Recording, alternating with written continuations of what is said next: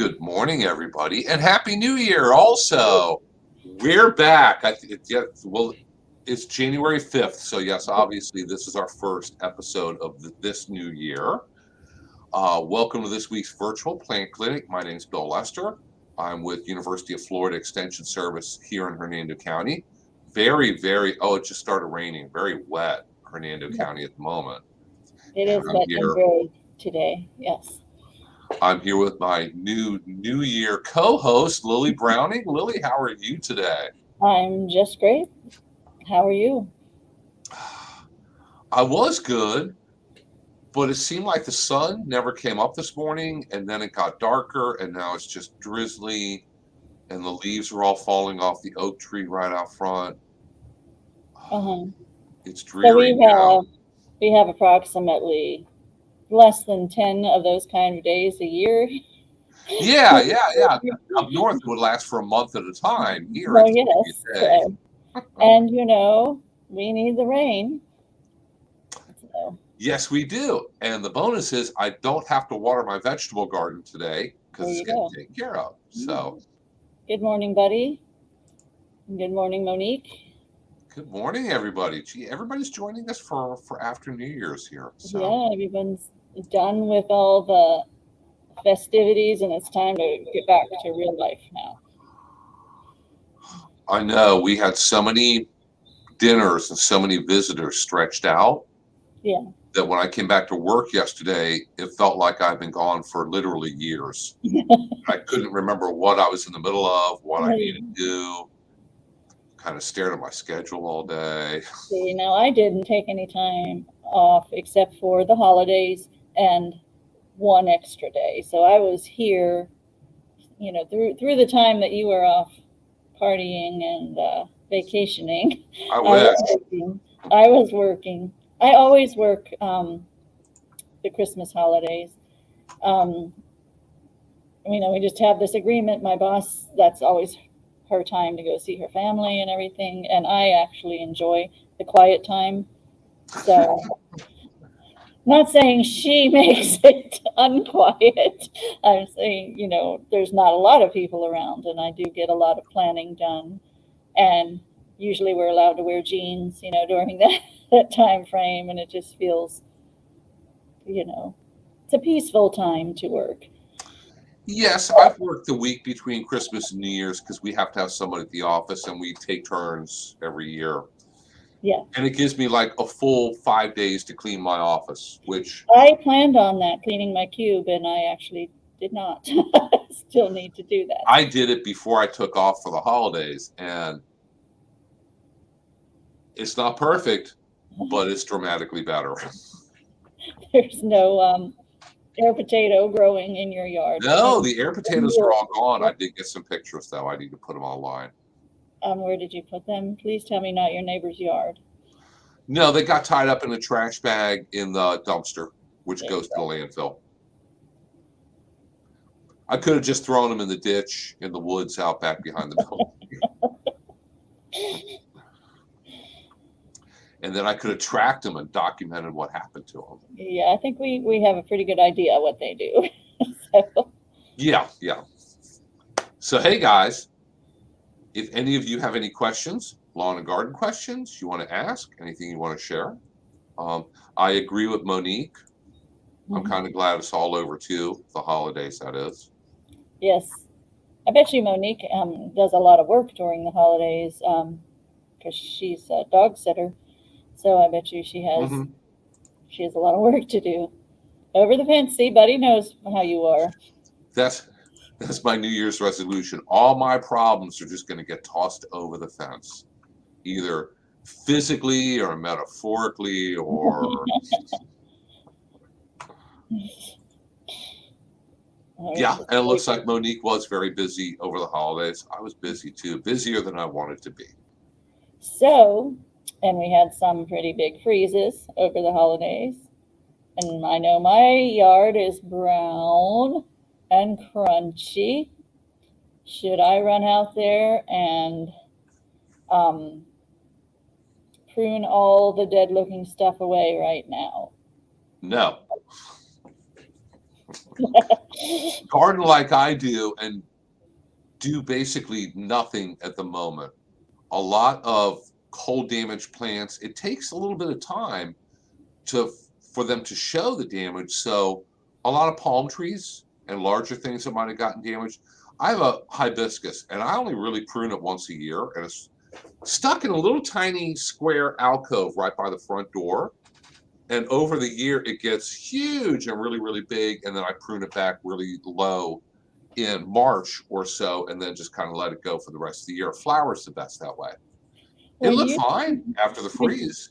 when you said hibiscus, she thought you said Alexa. My phone came on. Oh, no, not calling for Alexa, but talking about hibiscus. And I noticed yesterday it looks really, really brown. So my Well, hibiscus mine, got a I lot of only damage. have a couple of very young hibiscus. Yeah, they look dead, but we did not get cold enough long enough for any root killing to have occurred. These things are going to come back. Oh, my firebush. Oh, Bill, my firebush is just, Mine is completely hammered, and the great big one here at the office, totally brown. yes, And in about a week or so, all the leaves are going to fall off. yeah. Which it'll look better, I think, when the leaves come off than its poor brown leaves just crinkling in the wind there. But again, it will come back. But I think we keep sharing things from different extension offices so that you're hearing the same preaching from all of us. It's ugly, leave it alone. Leave it alone for a couple of, I would say like 3 reasons that you should leave it alone. One of them, pruning encourages what? New growth. So if you prune it and then the weather warms up a little bit, like it did, and it rains, like it is, it's going to want to grow new growth. And it's too early for that because we're at the beginning of winter, not at the end. Right. And new growth is especially susceptible to cold damage. New growth is going to occur near the core of the plant. So you let that freeze, it brings that freeze into, the heart of the plant, and you could actually fatally, lose the plant at that point. Now, because it's warmer and sunnier and rainy, new growth might happen on its own. All that dead, icky looking brown stuff, when we do have another freeze, which we will, can help as a layer of protection for that new growth. So as hideous as it is, we have to live with the ugly for a little bit. My third reason is some of the flower stalks, a bunch of my sages and stuff got kind of bit and stuff. There may actually be some critters in some of those stalks of different flowering plants and hedges and things like that are hibernating or doing their thing in there. So really, as unpleasant as it may look right now, wait till spring, March 15th. You're going to want to do it in February because it's going to be so beautiful. But really, our historic end of freezes has been March 15th. But we have had in the past 5 years freezes on April 3rd, haven't we? Yes, it varies. So sometimes you'll get a late freeze. Other times, after beginning of February, you don't get any real freezes. So it varies. It varies a lot. If you have a situation where you just have to, because of your association or because you have company, or you're going to put your house on the market or something, where clean up the front bed maybe. Like maybe if you have those tall stalks, kind of cut those, but leave the dead stuff around where the plant is going to grow again.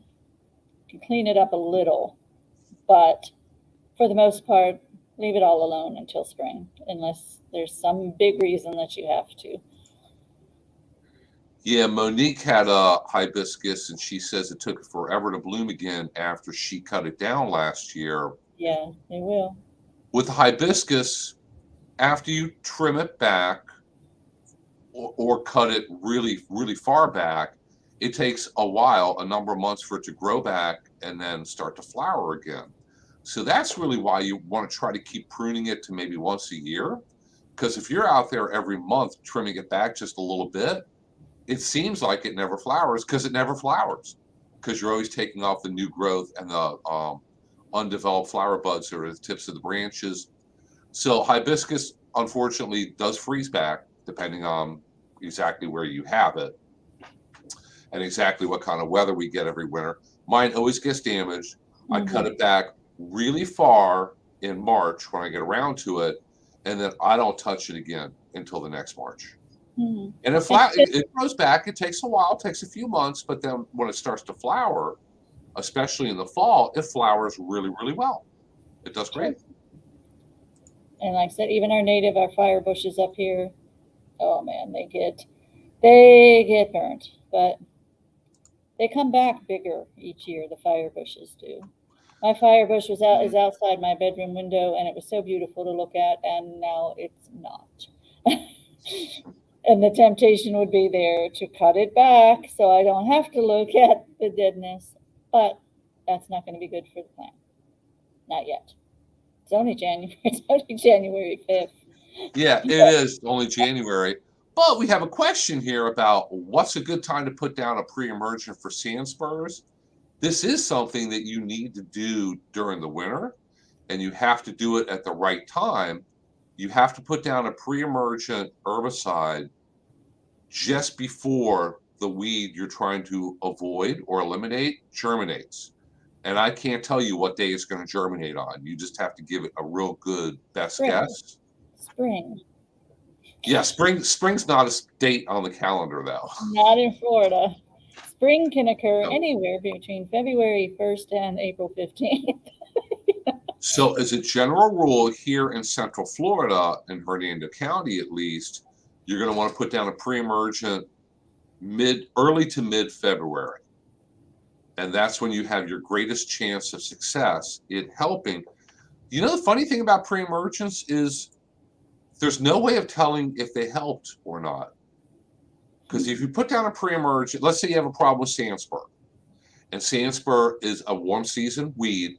It pops up in the early spring, grows all summer long, and you never notice it. It's in your yard. You never see it or notice it until it makes the spurs, and you step on them in the fall. And that's when you notice it. September is sandspur season. Yes. Yep. And you're blowing up my email saying, what can I do to get rid of these sandspurs? It's like dogs are stepping on it and getting it in their hair. Yep. Use a pre-emergent in February. But if you use a pre-emergent, you're still going to have some sandspur, hopefully less, hopefully a lot less if you're really, really lucky. But you never know really how much good. But sandspur is a grassy weed, isn't it? Yes. So how does that work? How does it know the difference between you want to get rid of sandspur and not St. Augustine or Bahia? Because pre-emergents kill seeds and just about to germinate plants and do not kill already growing plants. So that's where. If you put down a pre-emergent herbicide to, let's say, control your sandspur, and you threw down grass seed the next day, none of the grass seed would come up. Okay. All right. So the word just can work well, but it's a real mixed bag. Real hard to say how much is going to help. What I do is I just pull it, and I've given up in the back, unfortunately, but in the front where it tries to come up, and I can't tell. I have so many grassy weeds out there, and that goes along with my Freedom Lawn and Green and Mowable. So in the fall, when it presents itself as, hey, I'm a sandspur, then it gets pulled up by the roots. Well, I've known a number of people who have gone out there and diligently hand-pulled sandspur and got really, really good control. Mm-hmm. They say they essentially got rid of all of it after 1, 2, 3 years of doing that. But you have to start when you see a little patch. Yeah, you don't want to wait till September, and now your fingers are all full of sandspurs. You want to pull them up before that. You pull from the bottom. Just don't put them in the trash bag. I mean, that is about the only place to put them. But you may get a spouse angry at you if he happens to grab said trash bag with Yeah. sand spurs in it. And don't compost them either. No, no, no, no, no, no, no. Because then Especially you if they're have gone sand to spurs in your seed. By the compost. time they have the spurs, you know, they're gone to seed. You don't want a compost pile full of sand spurs. So with the really, really cold weather, Warren or a Buddy Warren says that his Hot Hands heater packs saved his vanilla orchids. I've never tried that, and I don't know anybody who has. What I ended up doing is I have a lot of things in containers, and they all got carried in and put in the garage, and they stayed just fine for a couple days. It got chilly, but not damaging cold, and everything was absolutely fine. I have a couple of houseplants that were in the backyard that are now in the garage. And you want to know what lazy thing I do now? They're in the front of the garage by the door. Just make sure the door is open a good 8 hours a day. Yeah, that works. Yeah, haven't even moved the pots at all. So. And I saw a neighbor who has a tree in his front yard. I'm not sure what it is, but it looks like carambola or starfruit, which is tropical. And when it gets to 27 degrees, it will completely kill them. And he put just PVC, a quickie kind of structure up over it, and a bunch of blankets and a light underneath it to make a very, very temporary ramshackle looking greenhouse structure for overnight, and seemed to have worked, but I'm not sure because it could take days to a week for the tree to show damage from cold. Yep. Here we have Facebook users talking about their Cuban oregano and the African blue basil. I have the African blue basil. It got damaged. It got damaged last year too. It came back. And this is absolutely perfect timing because I have a Cuban oregano also, and I've had one for a couple of years. And I had it growing in a small pot, and it never seemed to do really. I had a couple of them growing in small pots. Never seemed to do really, really well. So I went ahead and took a few of them and put it into a big pot. And Cuban oregano grows like a weed during the summer. The hotter and sunnier and rainier it is, the faster it grows. And I have one that completely filled the pot and spilled over, had tons of Cuban oregano. Now, oregano is not the exact same as the herb oregano. It's a different species of plant, but it's edible, and the leaves can be eaten, and it's used in Cuban cuisine. And you can use it as a substitute for oregano in pizza or spaghetti sauce or anything else. Some people say don't use a whole lot because it's really strong. I use a lot, and I think it's great. So this year, I brought my Cuban oregano in the garage, kept it warm, and put it back out after the cold weather passed, and it's still doing just great.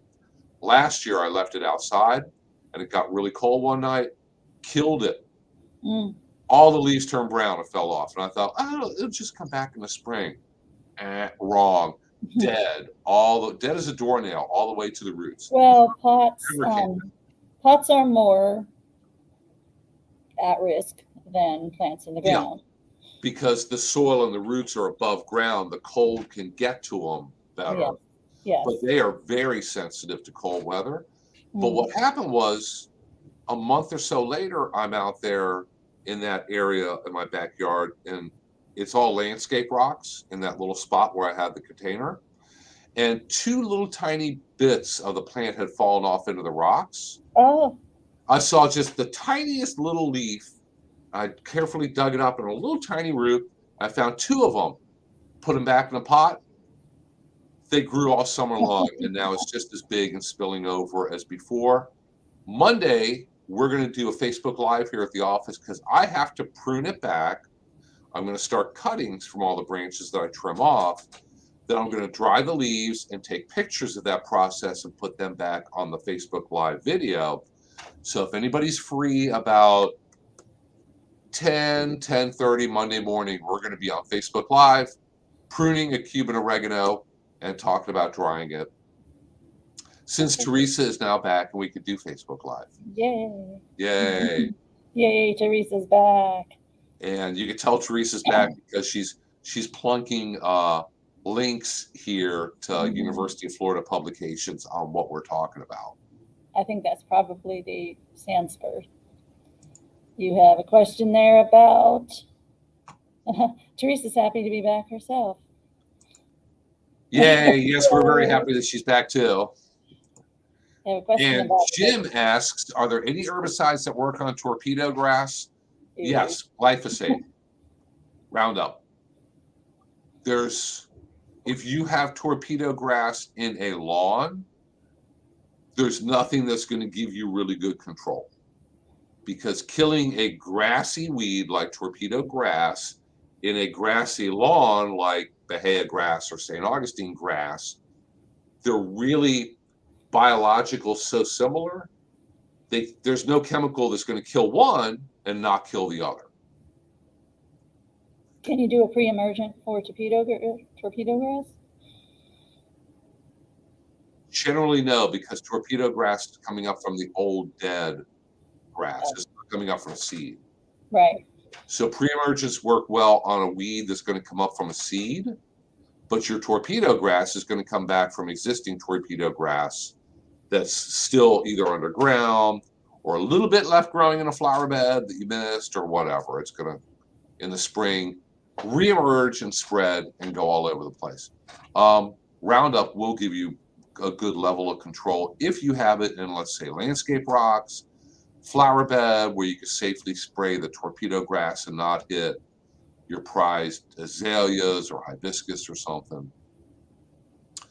Other than that, it's digging it up on a regular basis. Yeah, yes. As was that Dr. Enlow who said there's one thing that one weed killer that plants have not developed a resistance to yet.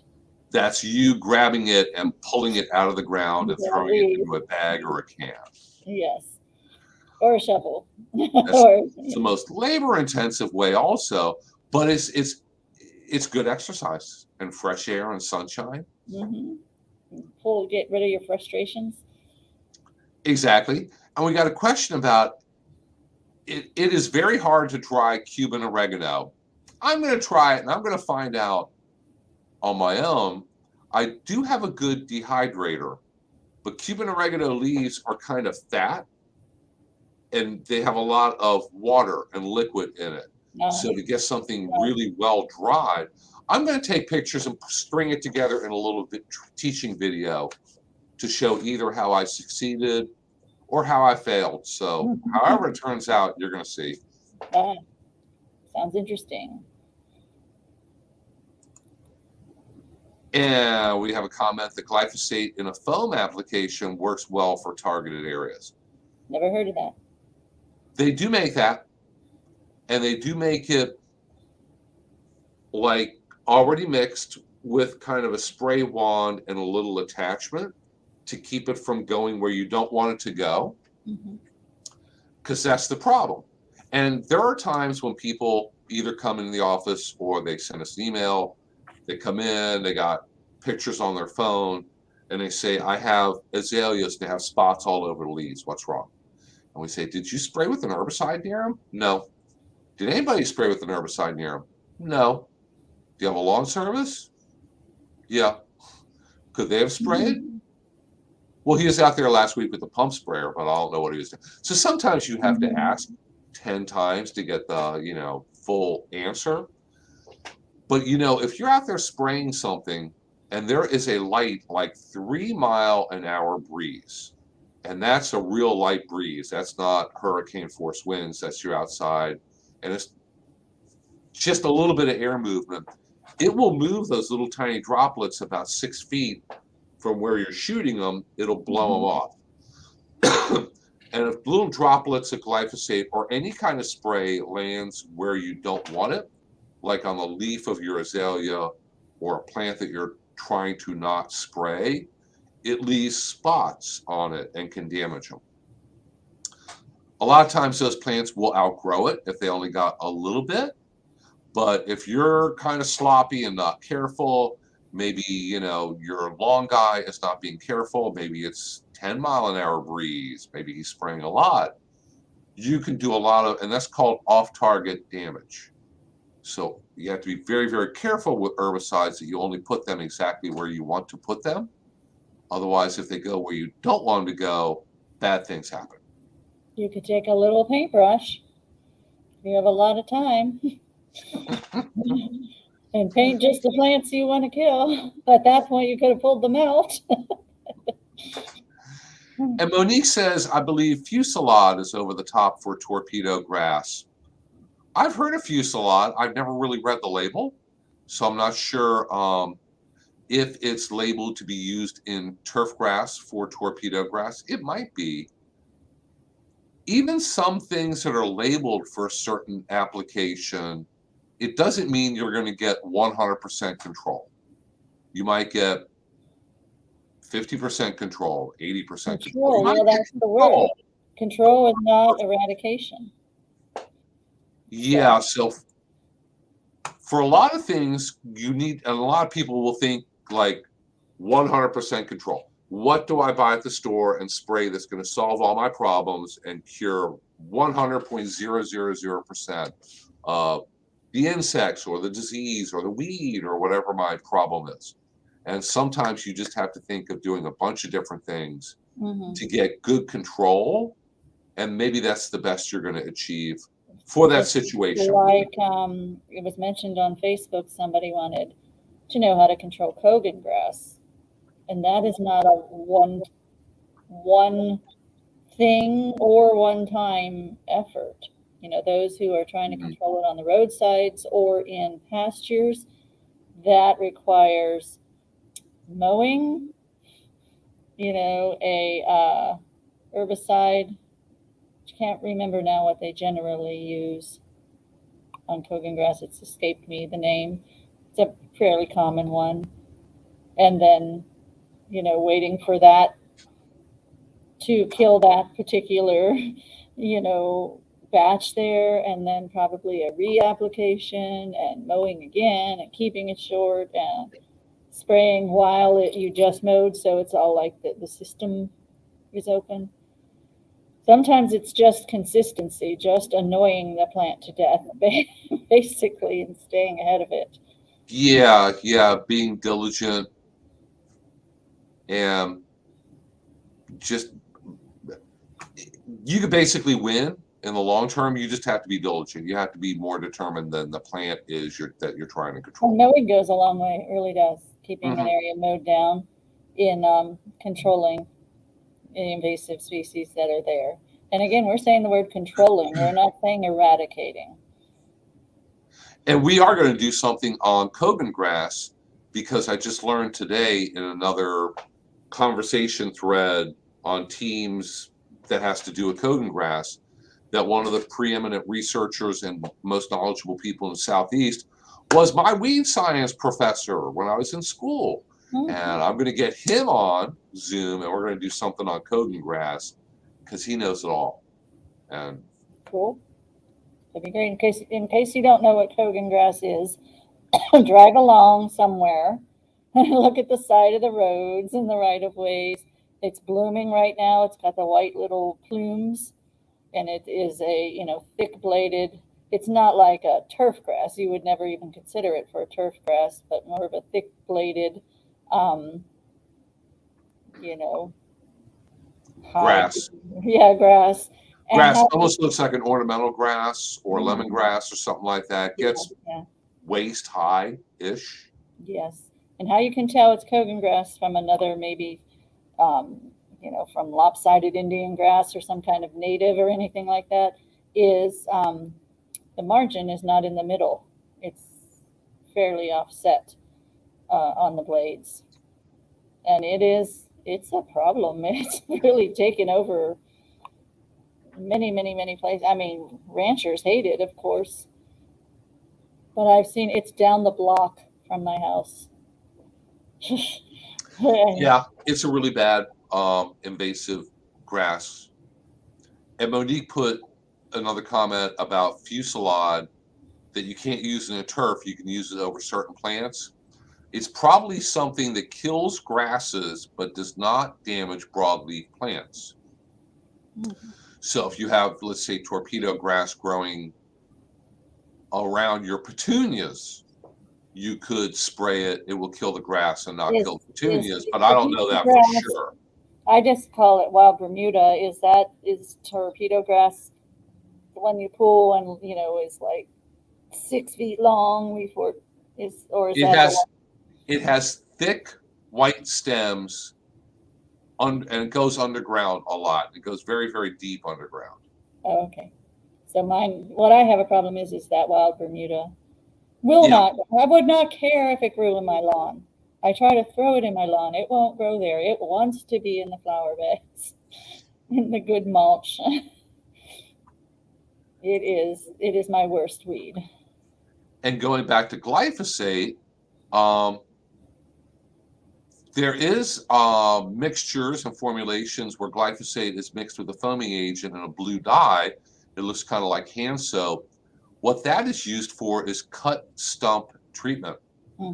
So if you are a professional and you're out cutting down, let's say, Brazilian pepper, if you have a Brazilian pepper tree, which is very nasty invasive, and you cut it down at ground level with a chainsaw and think that it's gone, it's not gone. You just made it angry, and now it's very quickly going to send up 6 new shoots instead of just one.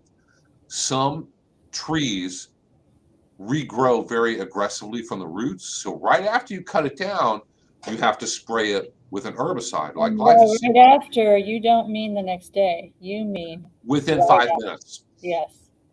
And they do have glyphosate that they'll mix with blue dye. That way, when you spray the stump, you could tell, okay, I already sprayed that one. I didn't spray this one yet, or this one. Because you have crews out there working in the woods, and they're cutting down potentially hundreds of trees. Hmm. So you want to know which ones you sprayed and which ones you didn't. Put a dye in it. That lets you Hmm. know. Brazilian peppers berrying right now, looking so beautiful. Yeah. I'm sure if you drive down I-75 or the Veterans Memorial south of I-4. here, you'll see alongside of the highway all the red berries. It's all Brazilian pepper. I'm going to Hernando Beach this evening, so I'll see some too. Here's an interesting suggestion. Lily, when are we going to start a cooking show? We get so I many don't different cooking things that we touch on and this, that. We should just start doing a proper cooking Well, show. go ahead and do that. You be the cook and I'll be the taster.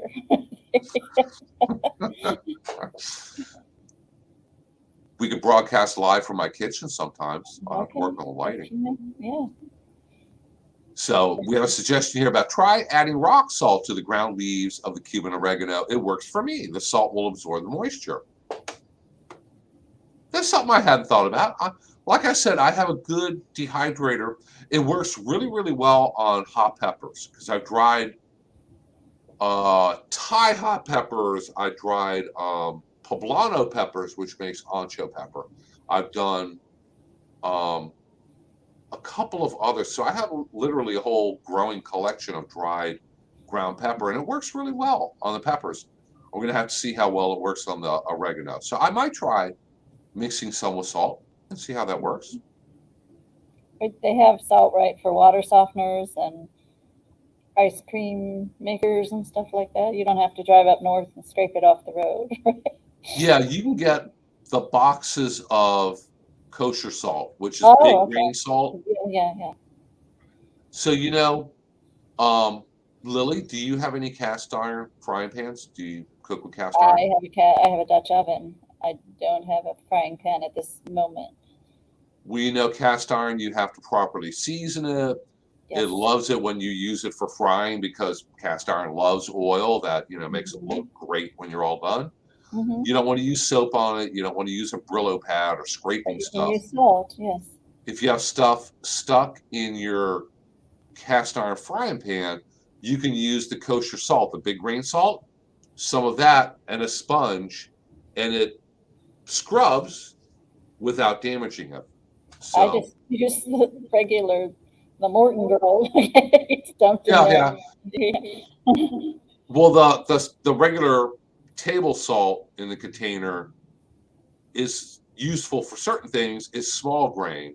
Right. It's not going to be as grindy when you're trying to get stuff that's stuck in your frying pan off. Yeah. Yeah, we're gonna have to look at a cooking show. Everybody watching us, and I see that there's at least 9 people on here watching us. What do you think about us doing some kind of cooking show on a regular basis, talking about how you can cook different things that are being harvested at that time of year, different fresh from Florida crops. We have a lot of resources. We know How does your people. vegetable garden do through the cold weather? I know people. We can get some good guests in here. Okay, I'm not seeing any comments. I don't know how good the cooking show idea is. Well, let's go back to the yard in the winter.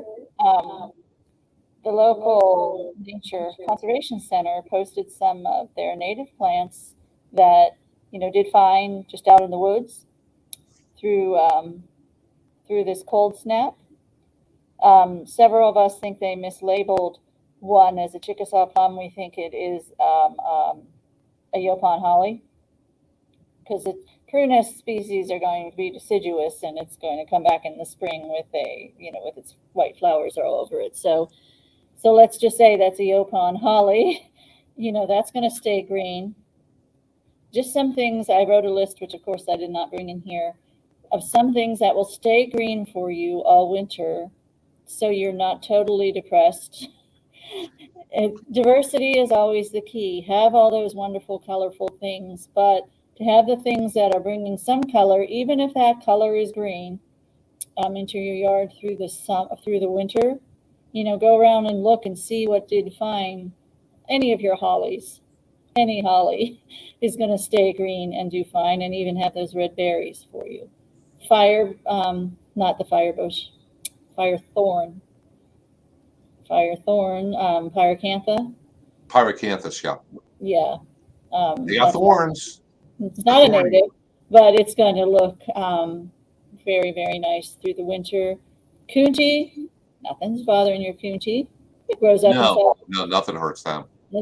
Growing up in South Carolina, so it's going to stay green, as well as any of the cycads, even your non-native.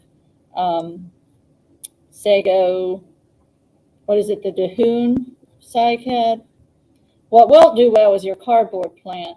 That's for Lee, down in South Florida. Yeah, and if any of our Pinellas and Hillsborough County people are on here, it does great for you. Right. We're just ever so slightly too far north. They freeze or get a lot of damage here. But any of the other cycads or the Zamia family will do fine. Podocarpus, that kind of shrub. Most shrubs, Indian hawthorn, I'm trying to think of, and how you can bring some color in if your yard is depressing you right now. You want to bring some color in, go ahead and get a few annuals and put them in pots out front to cheer yourself up. Pansies, petunias, snapdragons, pot marigold. Thank you. Simpson stopper is another one that was on Chinsigid's list. Oh, Walters viburnum. That blooms in the early spring, doesn't it? So it's going to bring your nice white blooms for you. Yeah, boxwood. Yeah. Yes. Boxwood I would rather go with the Yaupon hollies than the boxwoods.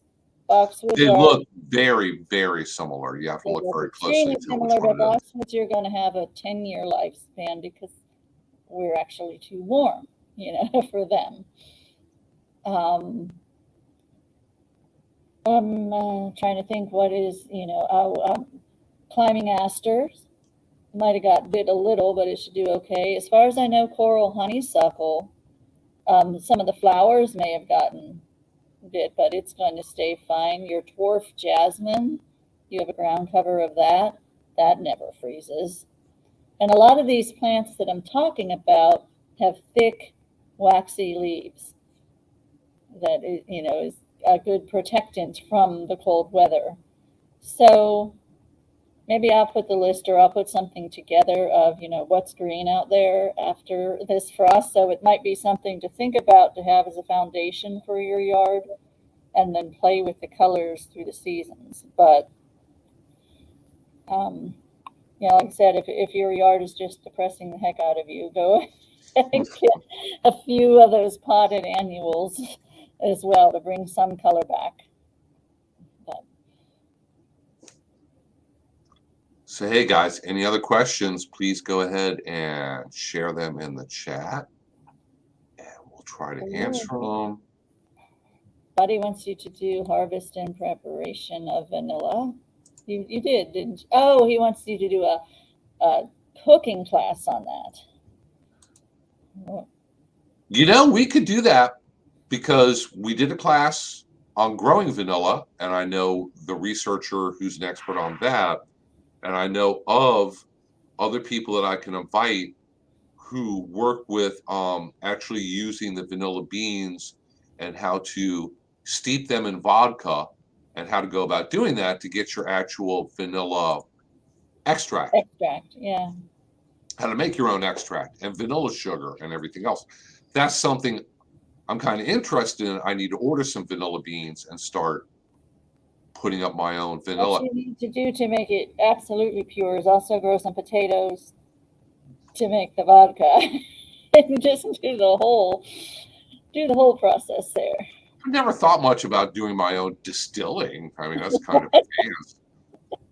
Never even really thought about making my own homemade wine or beer. Oh wow! You can. I mean, you can. My dad used to make wine in the cellar. Or we have a distillery here in Hernando County in the middle of the woods. Yes, we do. And I've still never been there. And we were going to try to go before the holidays, because we actually would have bought some stuff to give away as gifts, but we just never got to it. Oh my gosh, you should go out there. I know.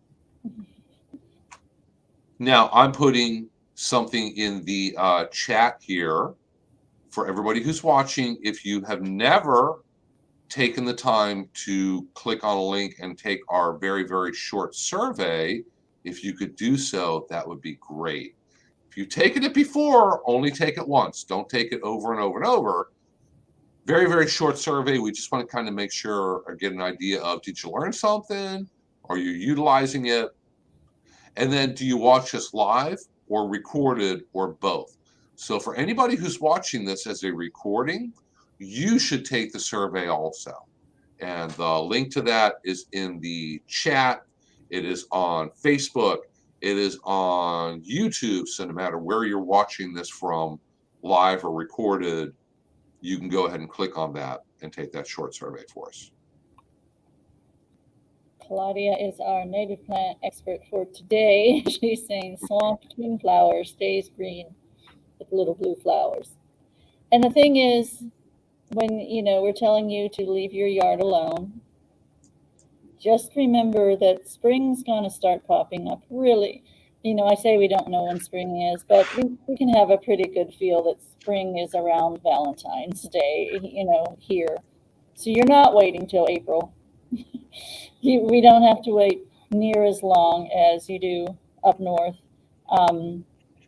The spring flowers are going to start popping up. The blue-eyed grass, all the blue flowers of spring.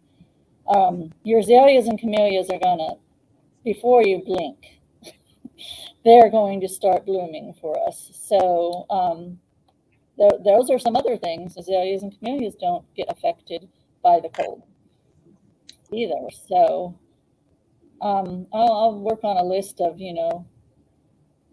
the evergreen, list that if you incorporate these things in your yard, you'll have something green out there so that you're not quite as depressed when everything gets frostbitten. Muley grass doesn't seem to be bothered by the cold. Other grasses are, and you end up eventually, cutting them down. But I've never seen muley grass react to the cold. Yeah, I have lemongrass, several big clumps of it. Oh, and I didn't even try to cover it. It Yeah. froze. It's going to be completely brown. This year, I'm going to cut it all the way to the ground and let it start over, which is fine for that. Boot brush it. That's what Frank Galdo calls it. He does, because he was trying to convince people not to do that with muley grass, to create boot brushes. I've seen landscapers do it to muley grass, It's like, why? and they cut it all to a couple inches high. Yeah, And then individual blades will come back. yeah, It looks terrible. It looks does. awful. it does. It'd be Who better to taught you to do shape that? it. It'd be better to shape it than to shear it. Other things, like if you have African iris, that's another thing that grows, similar growth habit. Oh yeah. Also, African iris, you could leave it alone and it'll grow back in just fine. You could cut it back to the absolute ground in the spring and it'll grow back. I have Doesn't some really matter. 6 of one, half a dozen the other. Either is going to be okay for the plant. I have some amaryllis trying to come up in the midst of all my dead plants, because this is the time of year for them. I planted it. It was given to me last year, one white one, and now I see I have 3 trying to come up. So every year I'll get a call from somebody who has a ton of amaryllis bulbs in their yard, and they say, how come they didn't flower this year? I don't know. A million reasons why they just sometimes don't flower or don't flower as well. Yep. I have what is it? It's a native plant, scorpion tail, where a bunch of it, the high part of it is dead and crunchy, but the part that was on the ground is still alive. It must have been in a microclimate where it was in that mulch bed. Kept all right. But I have something interesting going on there, Bill, that maybe you can answer, because we have eliminated everything from the front porch. We even threw away our welcome mat, and the problem is still there. It smells fishy. Could that be some kind of fungus in the bed in the front? Fishy? Fishy. Fungi rarely get stinky. It's bacteria that get stinky. Okay, So and it it happened after the freeze. It's since the freeze. We have this fishy smell right by the front door. That's not extraordinarily welcoming. Are there any leaves or plant debris that are in the process of decaying, or they're Oh, sitting there? sure. Yeah, in that front bed there. Yeah. Probably bacteria breaking them down. Okay. Because after freeze damage causes, branches to die and leaves to turn brown, leaves to fall off, it's bacteria that are the first things to start breaking them down. And a lot of times if a plant gets cold damage, you'll get a secondary bacterial disease problem in it. So that's why they say palm trees, if they got fairly serious freeze damage, like it didn't happen this time, but queen palms can be quite damaged up here because we're technically a little bit too far north. I bet you why can I never remember the Robelinis? I bet you they did freeze. I have a great big couple of Robelinis by the front window, and they don't, because it's right next to the house, it stays warmer. Mm-hmm.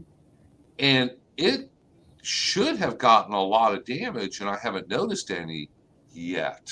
It may take another week or so for it to really start to show the brown and the damage.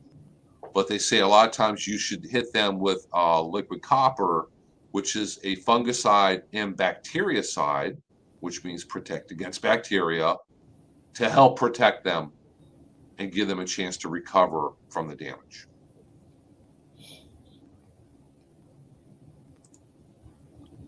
We have a question about purple fountain grass.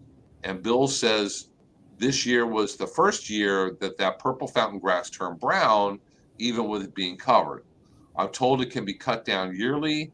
I'm not aware of how it will look after it regrows. That's safe to cut down. I've seen that maintained and managed by just cutting it down to ground level. And it But takes a wait, little bit, and then it'll all grow back. yep, but wait till spring. Wait till mid-March, very earliest. If Yeah, you, just let it get damaged until early to mid-March. Cut it all the way back to the ground. It'll grow back. Mhm.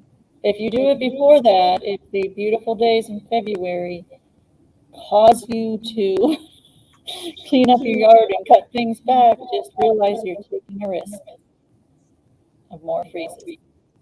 And then February is when people need to go out there and cut back those crepe myrtles and oil up the chainsaw No, and they go out don't. there and hit the branches that are this big around.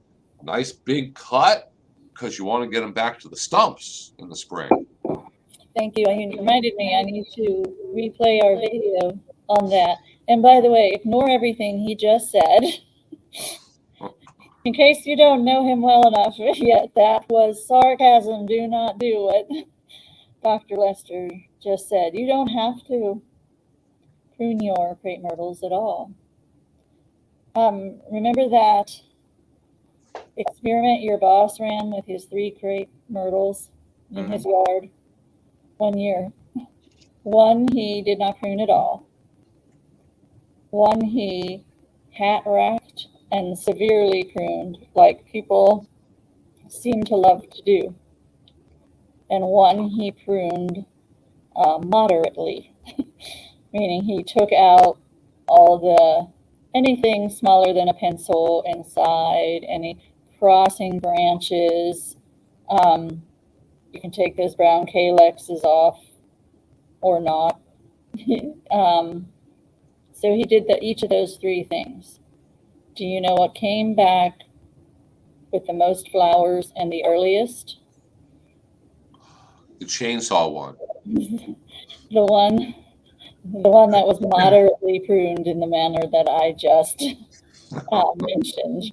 So, I mean, if you some crepe myrtles, the older ones, those white ones, those Natchez's, if you have them in the back of your yard, a row of them, and they're used to being 40, 50 feet, and you don't do anything to them, fine. Mm-hmm. Nothing bad about that. If you have one of those you're trying to train into a 20-foot tree, you're never going to train it into a 20-foot tree. You're never going to train it into an 8-foot tree. You need to get a dwarf variety. You could cut a crepe myrtle completely off at the ground, and it's one of those that'll come back. Yeah. But never really healthy, never really great looking. They tend to be spindly. Sometimes, though, that's the only answer if it has been severely cut for many, many, many years. The thing to like to do is to have this big chunky trunk and then let it regrow. In Europe or whatever they call that, pollarding. And it's very important if you lived in the Middle Ages and you had to go out and get sticks, basically, about this big around to build your little hut out of. So if you live in a hut, then go ahead and pollardize your crepe myrtles, because when you do that, the tree will replace those branches with a whole bunch of branches that are all the same size. And when you're dragging around, when you're chopping off twigs off of trees, and that's what you need, you want them all the same size. Okay.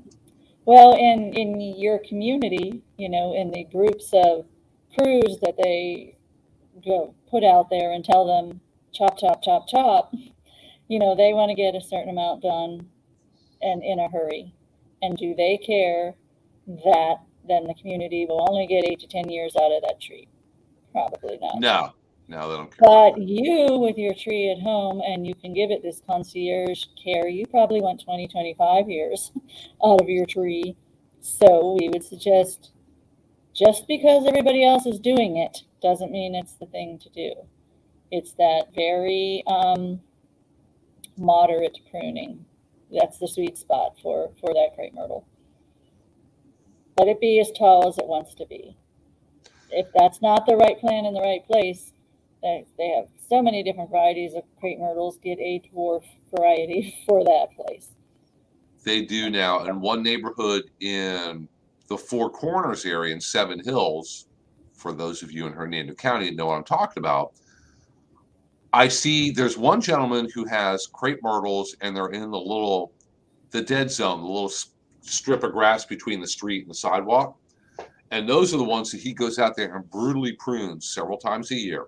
And there are cuts on there where the branch, no lies, like this big, just a big wide open cut.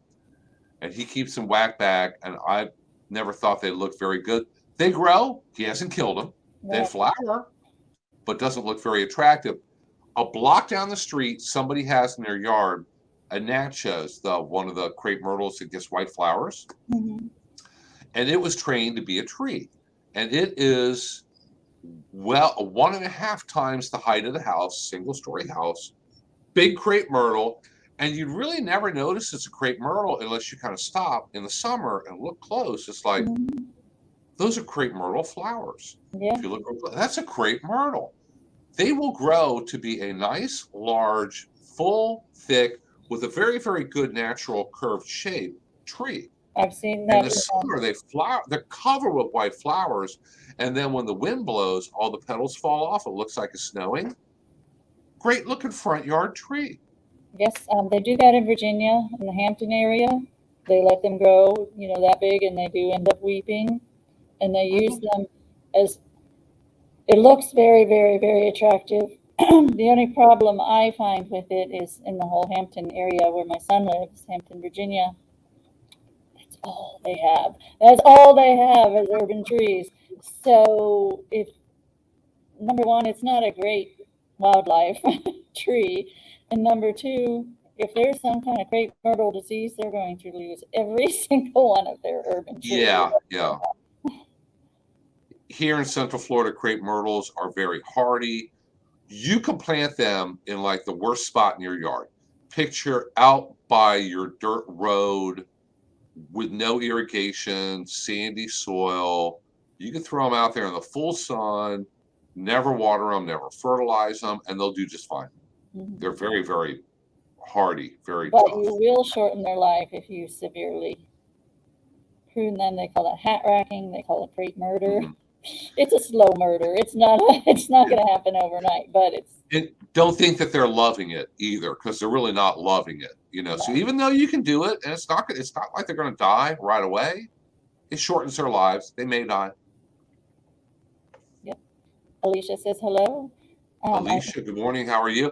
Alicia had a whole bunch of suggestions for upcoming classes on Facebook. So thank you so much for that. Hopefully the video you sent her answered all her questions about after the cold. And we've been talking about it today too.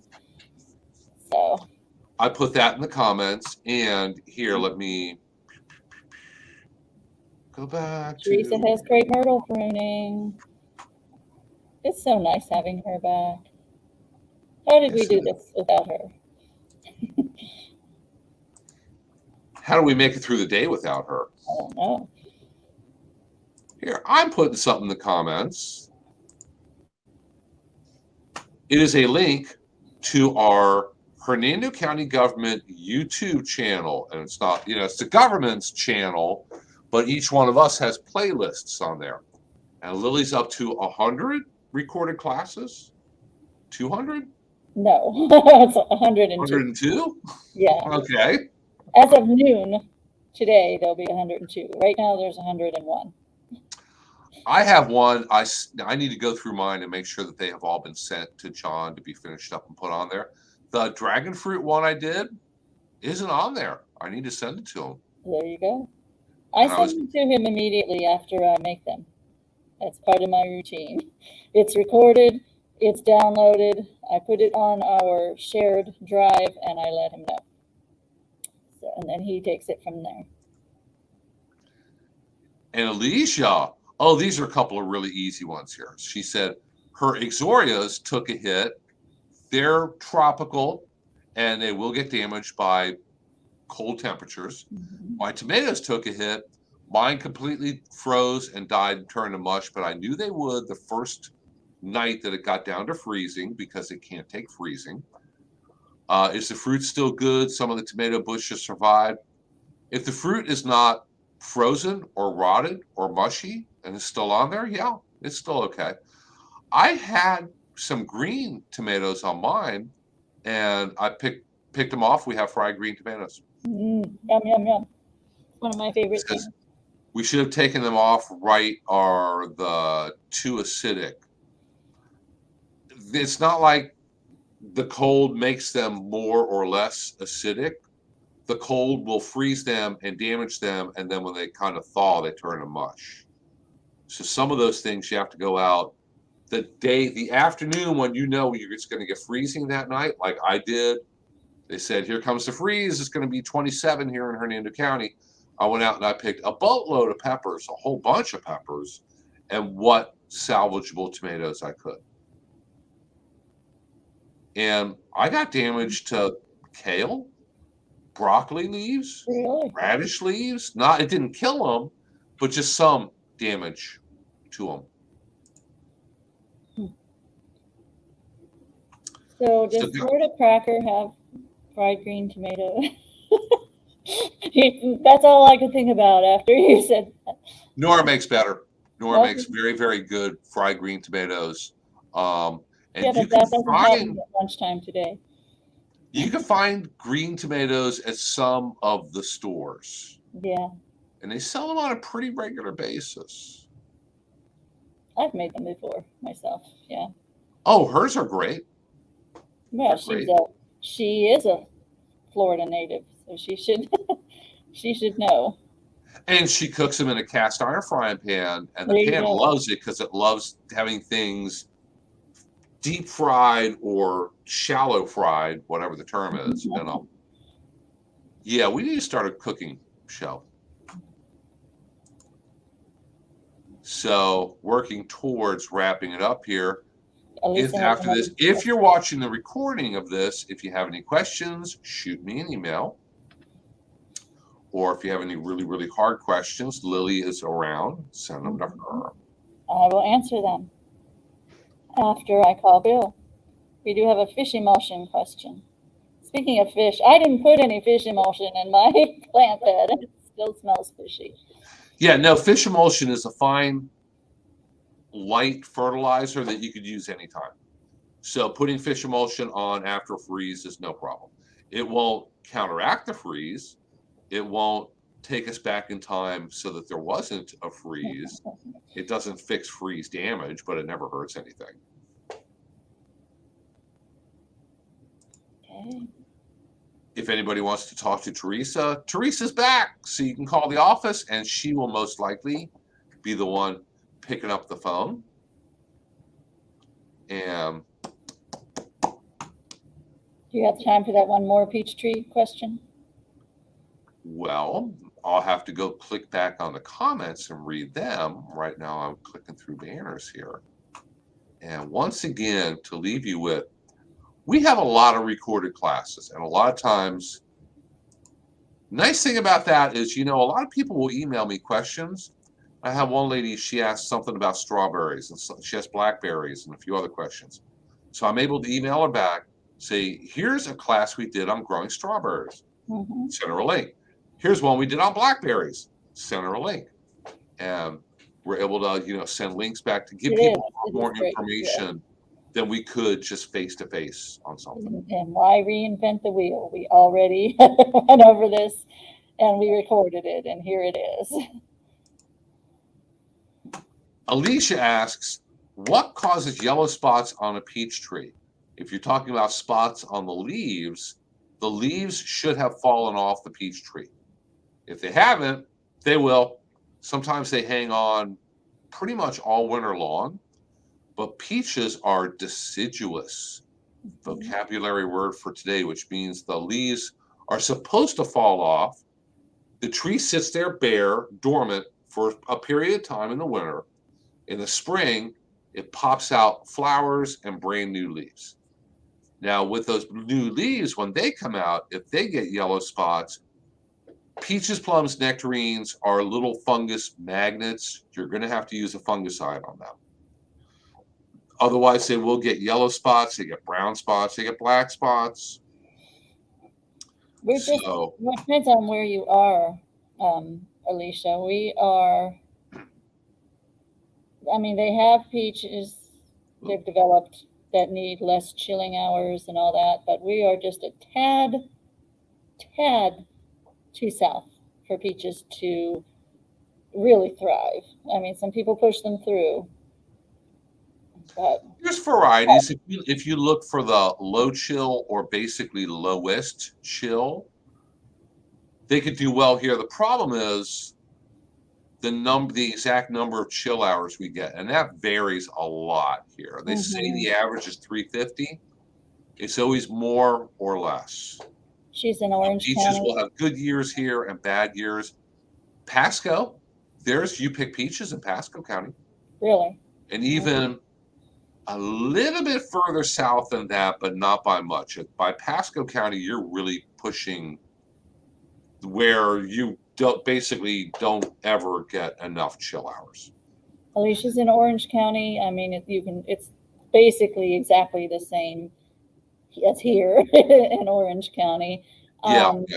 If you were up in Flagler, you'd have better luck, but you can try it.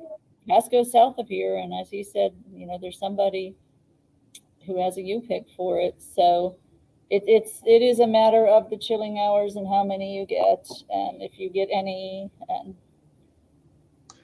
And University of Florida does have a very good handout. This is probably the link for that one that goes through all the different varieties and how many chill hours each one needs. Because if you just go to the store and you just get a peach tree and it's a variety they grow in Ohio, you ain't going to get peaches down here ever. It may grow. It may be a attractive tree. Tropical Beauty is low chill. It's probably okay for Orange County. There may be better choices, but the tropical line and the Gulf line, I think the Gulf line is plums. Gulf Beauty and Gulf this and Gulf that, they are all low chill and they should do well in Orange County. But with peaches, you're going to have to read up on them a little bit. They are disease magnets, and you will have disease issues with them and some pest issues that if you don't control the pest, it can and will happily kill the tree. And consider plums. I had plum trees once before, and they did great. They have fewer problems than peaches as a general rule. And it was funny because when we had really, really cold winters, the plum trees loved it. Oh my, they would get covered with flowers in the spring, and I would actually get literally bushels of plums off the trees. Had I thinned them early, I would have gotten bigger plums, but I ended up with a ton of small plums, but they were really, really surprisingly good plums. So don't discount plums. My brother in Pennsylvania bought a cherry tree, a baby one, that was sent to him from Gainesville. Really? Yeah, it was very, very, so I guess this nursery grows like these northern fruit trees to a certain point and then mails them up north. I didn't know that was happening, or thought that was very, very interesting. They can just grow them out for a short period of time. Yeah, but they're probably not from cuttings. Yeah, not going to fruit or anything down here, so then they have to send them to where they're supposed to be.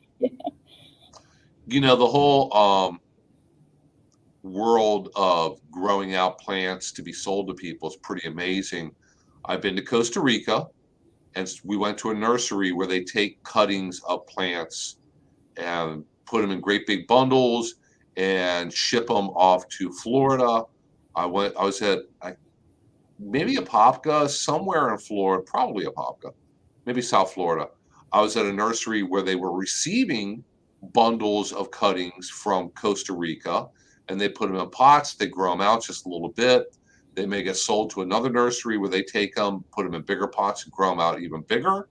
And then they're put on trucks, sent to Chicago and Minnesota and all over the place, and they're sold there. So just the whole, what a plant can go through, they're better traveled than I am a lot of times. Alicia's saying she had a neighbor with a peach tree. We had big picnic baskets full of them, the best ever. It died years later. So you're talking about your childhood or the past. And that was also, I mean, there were peach trees here in Hernando, as well then, orchards. We also had dogwood trees, blooming beautifully, as well as red buds. Those type of things are waning off in this area, and I think because of just 1 to 2 degrees difference of how much hotter it gets now, we were on the southern edge anyway, and that southern edge has moved north. That's what I think is happening there. Yeah, where plants will do well, there isn't a specific line on a map. It's general zone. And there are still redbud trees in Hernando County. A lot of them die during the summer because it's the summer heat and humidity that does them in. And root rots also, we see that. Yep. But peaches, there are two different kinds of vine or trunk borers, which are technically little moth caterpillars. And if they drill into the trunk, they're very difficult to control. There are ways to control them, but I'd have to send you some information on that. And if you don't control them, they will kill the tree. You'll see sap oozing out of the trunk, and then usually the tree is kind of a goner. Commercial peach growers here in Florida, and there's a number of you-pick places and peach growers, because if Lily, if you turn the lot next to your house into a peach grove, because of when peaches flower and fruit here, you hit one of those perfect little zones where the fruit from Chile is done and nobody else has fresh peaches. You would be the only one taking fresh peaches to the market. You're going to get top dollar for them. That's what they do with the blueberries here. Blueberries, same thing here. Strawberries, they're all grown at the right season where they can hit the market at the right time and make really good money. But if you're growing peaches, you probably replace the trees every 5 years. They don't grow them for 50 years. It's not grandpa's peach tree. They plant them, make them grow, keep them pruned, flower, fruit, pick, take care of them. After just a few years, they're starting to have a lot of problems. So it's time they go and new ones come in. That's how they do it. Funny, we'll get calls and emails about people with looked at the lady's Palatka holly tree, and it was a Palatka holly that had grown like almost twice as tall as her house. I'm like, how old is that thing? And the problem was Palatka hollies are very, very susceptible to herbicides. So if you ever have one in your yard and the leaves all turn brown and then all the leaves fall off, it's because you put down an herbicide on the grass near the tree and it hit the Palatka holly's roots, got taken up, and knocked all the leaves off, basically. So I said, how old is this thing? She said, well, we've lived here 40 years and it was already as tall as the house when we bought the house. Okay, well, they don't live forever. No. There is an expiration date on plants generally. That's very, very old for one. Just like us. We want plants to last longer than we do. We want them to last many, many generations. It's a living thing. It has a lifespan. And in an urban situation, they have a shorter lifespan. Yeah, urban situations and what we do around them and to them, directly, indirectly. All the paving going on around them, all the compression, soil compaction, the pollution in the air, all of it. That's about peaches, I bet. And there's still things that grow for many, many years. Pecans, they grow pecans in Florida, but not here in Hernando County. Oh, they used to. They're not going to grow for long here. In Gainesville, they'll grow pecans up there, and those trees live for generations. Yeah, we used to have pecans. Quite a bit of them. they last maybe 10 years here because the summers are really hard on them. Hmm. And they always have zinc deficiencies. You have to apply extra zinc. I learned as a young teenager that you don't husk, take the fleshy stuff off of the pecans with your bare hands, or your bare hands will be stained black for about 6 weeks. Something interesting there. Do chickens like pecans? This pecan tree that I'm referring to was on a chicken farm. Well, sure. It was Mazark Town. That was all a chicken farm. It was hanging over the chicken coop. And I'm not kidding either. Yeah, Lily and her chickens. Okay, guys. Couple more really, really quick questions, so we need to wrap it up here. Lily, is it too late to plant tick seed and phlox Drummond seeds? Probably not. I would Good check. for you. Yeah, I wouldn't think so. But I would check with there's Florida Wildflower Co-op. You can order those things from, but check what it says on the envelope, for your area. It's not too late. It may be too early, but I don't think it's too late. So, Yeah, no, springtime is when they would come up anyway. So now would be a fine time to plant them. well, the tick E-Rock. come up all year whenever it wants to, but the phlox just have their springtime window. E-Rock is either a new follower from YouTube or maybe a lurker. I know there's people who watch. We've heard from this person before. Oh, okay. So E-Rock's a regular, I guess. So E-Rock asks, could a peach tree be grafted or top worked instead of being replaced? Yes, it could be. Peaches are almost always grafted when you go and purchase one from a nursery or a big box store. The problem is if you have a peach tree that was damaged from the peach tree trunk borers, if they damage too low on the trunk, you're grafting above the damage and your tree will still decline and die. But a lot of times, if you had a peach tree and you wanted to remove a branch and graft a different variety onto there, that can work. You have to graft it correctly and take good care of it, but it can work. Or if you have a very young peach tree and you decide, oh my gosh, I made a mistake with the variety, I'm going to graft a different variety to just the rootstock, you could do that. So peaches are almost always grafted when purchased, and we're going to end up on one of our favorite viewers and Facebook followers, Alicia. I love you guys. I'm a good gardener because of you. Where's my boss when you need him? How come he's not? Alicia, save that thought. We're going to have our boss, Jim Davis, on here one day as a guest host and everything.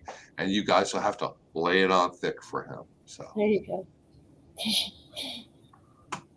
I think you're a good gardener because you're a good gardener. We just we help with what you already want to do. You become a good gardener by being interested in it and always learning new things, experimenting, sticking with it, being determined, which is how you become good at everything good Sure. in life. It takes That's effort. the difference between a master and a novice. One master has failed more than the novice has even tried. So we're going to leave it on that thought. Like I said, I'm planning on being on YouTube or Facebook Live Monday about 10:30. I have a meeting at 9. We'll see how long it goes. But go ahead and go to our Facebook page if you want to catch that. If you miss it, don't worry. Facebook saves it. You can watch it whenever you want, 2 in the morning in your pajamas. And we will be back here again next week. You're going to be here? Yeah, I'll be here. I think it's the week after that where you won't be. No, I'll be here. It's not until like February something that I won't. February 9th, I have to be up at the courthouse for Leadership Hernando. I should be here all until then. The week of that you're thinking of, I'll be back Thursday. Okay. So we'll be here again next week. Yep. So, hey, everybody, thank you so much for joining us. Thank you so much for watching us on Facebook recorded. Thank you so much for watching us on YouTube also. If you like this, please go ahead and give it a thumbs up, like, go ahead and hit subscribe, go ahead and hit that little bell, which means that every time we put something else on YouTube, you're going to get a notification of that, and you know it's there. So we need to get a little graphic of the little bell kind of dinging and everything. Where's John? I need to take John out to lunch, I think, sometime soon. He's Yeah. our county video expert to make us one of those. So until next week, guys, everybody take care, and we'll see you then. Bye. Have a great week.